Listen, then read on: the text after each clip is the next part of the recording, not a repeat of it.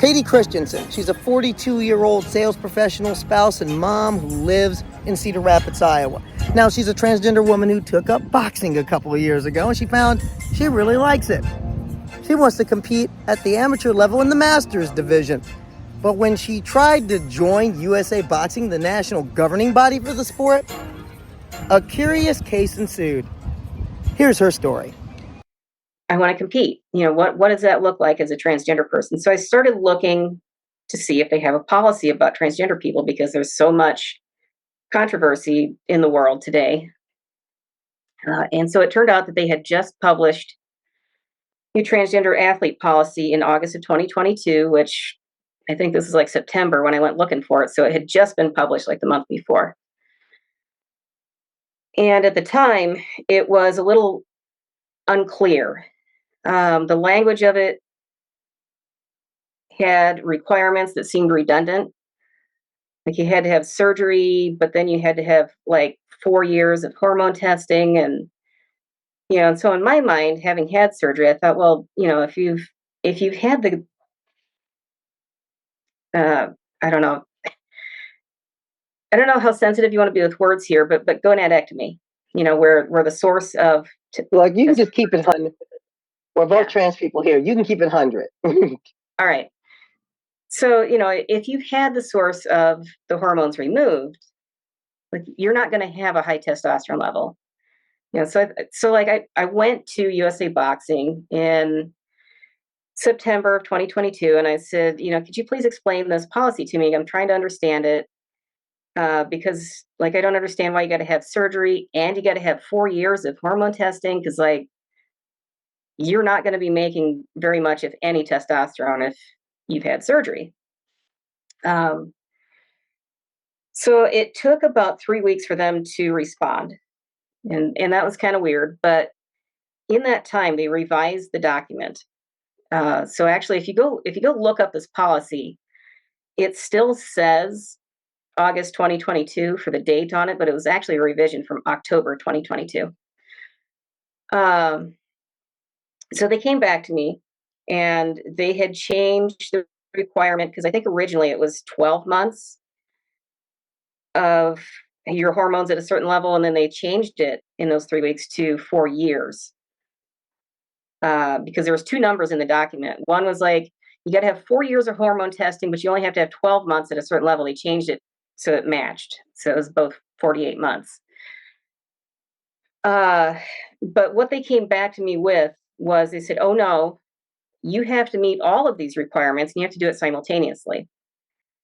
So you have to have surgery, you have to have 4 years of hormone testing, and it has to be quarterly. You have to have it below, I think if I remember right, it's 5 nanomoles per liter. Now, let me make sure I've got this right. At first, they said you have to have 4 years of hormone, 4 years of hormone testing. 12 months of it has to be at a certain level. Right. That was the first. Okay, that in itself makes no sense. I'll just say that. But then 2 months later to 48 months. Right. So the big thing about this, and this is why things got kind of chaotic later in 2023, was the policy only said, if you don't meet these requirements, you're not eligible to compete in the women's category. So we fast forward to spring of 2023. I've been training for almost a year and I'm doing pretty good. My coach comes to me and says, hey, have you thought about competing? And I said, yeah, actually, I've kind of been thinking about it. We looked at the policy together and it said, I'm ineligible to compete against women because I'm not 4 years post-operative. So my coach and I both thought, well, if I'm not eligible to compete against women, let's just find some guys for me to compete against. At 41 years old at that time, I'd be in the Masters category. Not that many people in it to begin with, and even fewer women, especially at a higher weight class. And so we thought this is going to be, fairly simple. We'll just go to USA Boxing and say, yeah, I don't meet the policy. Just put me in with some guys. I don't care as long as you identify me correctly and don't be disrespectful. I don't mind getting in the ring with a guy. I train with guys. I spar with guys. For me, it's not a huge deal. So I applied for membership with USA Boxing. It was in April of 2023, and I thought everything was fine. I uploaded my ID documents, my age verification documents. I had a physical, so I uploaded all the things they had to have. And then we had an officials clinic because we have a shortage of officials around here. So people like timekeepers and people that work glove tables, referees, judges, things like that. So I applied for an athlete membership and a non-athlete membership. Non-athlete is Right. for officials and people doing things that aren't competing.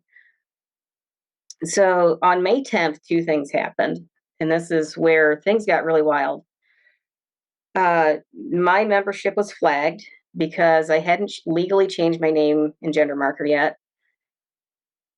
So they saw the photo, and this somebody from USA Boxing contacted me and said, "We're reviewing your membership, and the photo is clearly a woman, but the name is a man's name." So I explained, "Well, I'm transgender. I transitioned a few years ago. I haven't changed my name and gender marker yet on my ID. Didn't think it was going to be a big deal." So she asked me about the policy. I said, "No, I don't meet the requirements." And so that was when we started talking about competing in the men's class. She said, "No, you can't do that. Um, we can't allow you to compete in the men's class because we consider you to be a man, but we can't allow you to compete in the men's class because we consider you to be a woman." And this is, All right. Now, wait a minute. Could you, okay, do me a favor. May 10th, 2023, right? yeah. Please explain that to me again, because I heard it the first time, but at the same time, I'm like, I just want to make sure. Did I hear what I thought I heard? As far as, As far as from when the application was flagged, and uh, what was the reasoning for that? okay, so it was close to a month before I heard back from them. And when I would log into the USA Boxing portal to go into my account, I kept getting this warning that said, "Your account is still pending."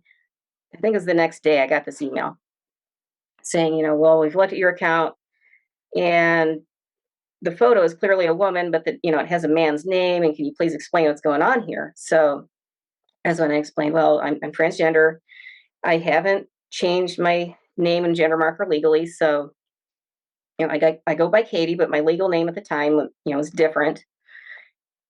So I explained all that, and then we got into the whole, like, you can't compete in the men's class because we consider you a woman, but we also can't let you compete in the women's class because we still consider you to be a man. So we don't have a box you fit in. But it got crazier, um, unbelievable. So they came back to me after that and said, "Oh, by the way, we're also not going to accept your non-athlete membership." And I was like, "Well, why?" So I said, "Well, we have just decided that we have a new policy, and it's not published, it's not written, and it hasn't been approved by the board of directors, but we're going to enforce it on you anyway. And the new policy is that if you're transgender and you're going to be a non-athlete member, you have to meet the transgender athlete requirements." And I was like, "Whoa, whoa, whoa!" Like, so you're telling me that how long I've been on hormones or how long after surgery and all these other things has anything to do with keeping time or ringing a bell or working a glove table? So it was at this point, it was pretty obvious to me, like, these people are looking for every reason they can to just keep me out.